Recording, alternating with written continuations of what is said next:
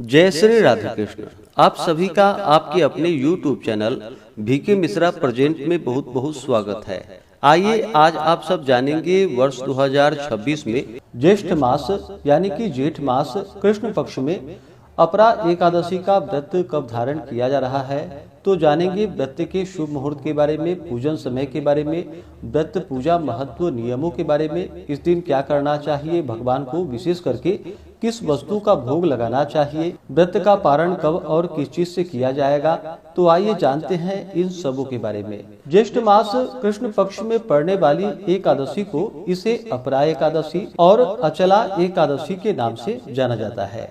जो भी भक्त सच्ची श्रद्धा के साथ, नियम और निष्ठा के साथ अपरा एकादशी का व्रत धारण करते हैं, व्रत में नियमों का पालन करते हैं, तो यह व्रत जो कि महान यश प्रदायक व्रत है तथा यह अपार धन देने वाला, ब्रह्म हत्या, भूत प्रेत पिशाच योनि से मुक्तिदायक, पर निंदा आदि पाप कर्म नष्ट हो जाते हैं। इस दिन विशेष प्रकार से शेष शैया पर विराजमान भगवान लक्ष्मी नारायण की पूजा करनी चाहिए। साथ ही इस दिन भगवान के त्रिविक्रम स्वरूप की पूजा करनी चाहिए।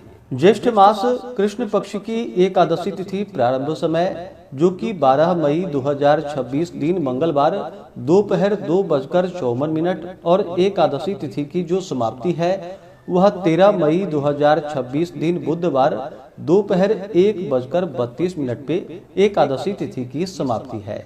तो सूर्योदय व्यापनी के अनुसार सभी भक्तजन 13 मई 2026 दिन बुधवार को एकादशी का व्रत धारण करेंगे। एकादशी व्रत पारण के लिए कहा गया है। व्रत का पारण द्वादशी तिथि में और हरिवासर समाप्त होने के बाद करना चाहिए।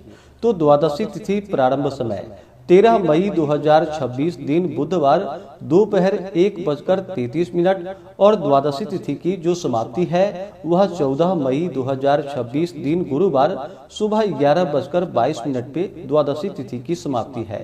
तो हरिवासर समाप्त होने का समय जो कि 13 मई 2026 दिन बुधवार शाम 7 बजे तक हरिवासर की समाप्ति है।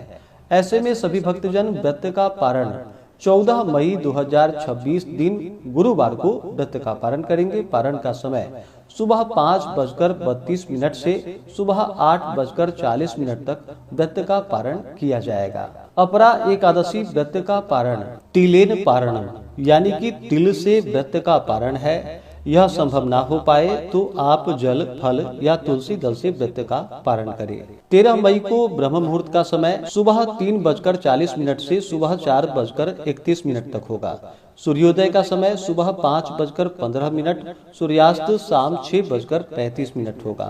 13 मई को राहु काल सुबह 11:54 से दोपहर 1:35 तक होगा। इस दिन अभिजीत मुहूर्त नहीं होगा। और 14 मई को राहु काल का समय दोपहर 1:35 से दोपहर 3:15 तक होगा। राहु काल समय के दौरान कोई भी शुभ कार्य या नया कार्य नहीं करना चाहिए, इस बात का ध्यान रखें। 13 मई को प्रातः काल पूजा का शुभ मुहूर्त सुबह 5:32 से सुबह 7:13 तक होगा। और शाम को पूजा का शुभ मुहूर्त शाम 5:23 से शाम 7:04 तक होगा। 13 मई को विजय मुहूर्त का समय दोपहर 2:33 से दोपहर 3:27 तक होगा। अमृतकाल का समय शाम 7:41 से रात्रि 9:13 तक होगा। नक्षत्र जो कि उत्तर भाद्रपद होगा रात्रि 12:17 तक, उसके बाद रेवती नक्षत्र होगा। योग विषकुंभ होगा रात्रि 8:55 तक, उसके बाद प्रीति योग होगा। जो भी व्रत धारण करने वाले हैं उन्हें दशमी तिथि के दिन से ही व्रत में नियमों का पालन करना चाहिए। दशमी तिथि के दिन शुद्ध और सात्विक आहार ग्रहण करे। इस दिन सूर्यास्त से पहले ही भोजन ग्रहण कर ले और फिर रात्रि में ब्रह्मचर्य का पालन करते हुए एकादशी और भगवान विष्णु के नामों का स्मरण करते हुए सोए। और फिर एकादशी की सुबह प्रातःकाल ब्रह्म मुहूर्त में उठ करके नित्य क्रियाओं से निवृत्त होकर के स्नान आदि करके शुद्ध वस्त्र धारण करे। भगवान सूर्य नारायण को सबसे पहले अर्घ्य प्रदान करे और फिर व्रती को व्रत का संकल्प लेना चाहिए। अपने नाम, स्थान, गोत्र का उच्चारण करते हुए आपके मन में जो भी कामना हो, जो भी इच्छा हो, वह भगवान से कहनी चाहिए और कहे कि हे भगवान, आज मैं ज्येष्ठ मास कृष्ण पक्ष की अपरा एकादशी, अचला एकादशी का व्रत धारण करने जा रहा हूँ या करने जा रही हूँ। यह व्रत मेरा निर्विघ्न पूरा हो, हमें पुण्य फलों की प्राप्ति हो। इस प्रकार से भगवान से प्रार्थना करके एकादशी के दिन, जो कि दिन रात्रि उपवास रह करके भगवान का सुबह के वक्त और शाम के वक्त पूरे विधि विधान के साथ पूजन करें। जो उपवास नहीं रह पाते हो, जिनका स्वास्थ्य सही ना हो, तो एक समय फलाहार ग्रहण करके व्रत को धारण करें। इस दिन भगवान का जल से अभिषेक करें, पंचामृत से अभिषेक करें, शुद्ध गंगा जल से अभिषेक करें, भगवान को पीले वस्त्र चढ़ाएं, यज्ञोपवीत अर्पित करें, जल से आचमनी करवाएं। उसके बाद भगवान को काले तिल अर्पित करें, जौ अर्पित करें, फिर पीले पुष्प चढ़ाएं, पीले चंदन अर्पित करें, पुष्प माला भगवान को अर्पित करें। तुलसी दल भगवान को अति प्रिय होता है। जब भी भगवान का पूजन करते हैं तो उन्हें तुलसी दल अवश्य ही अर्पित करनी चाहिए। तो भगवान विष्णु को तुलसी दल, तुलसी पत्र अर्पित करें। इसके बाद फिर धूप और दीप दिखाएं, अनेक प्रकार का नैवेद्य आदि का भोग लगाएं। इस दिन खास करके भगवान को ककड़ी का भोग अवश्य ही लगाए। जब भी भोग लगाते हैं तो तुलसी दल, तुलसी पत्र डाल करके ही भगवान को भोग लगाना चाहिए।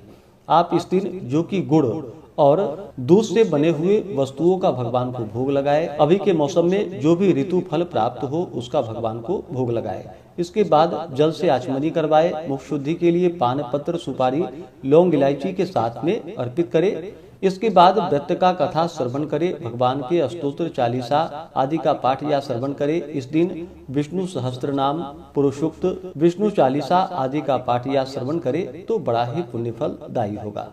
इस प्रकार से एकादशी व्रत धारण करके अगले दिन जाकर के द्वादशी की सुबह उठ करके स्नान आदि करके शुद्ध वस्त्र धारण करके भगवान का पूजन कर ले, भगवान को भोग लगाए, भगवान की आरती निराजन आदि करके भगवान को व्रत अर्पित करे। इसके बाद ब्राह्मणों को भोजन करवाए, ब्राह्मणों को दान और दक्षिणा दे और फिर सही समय के अनुसार व्रत का पालन करे।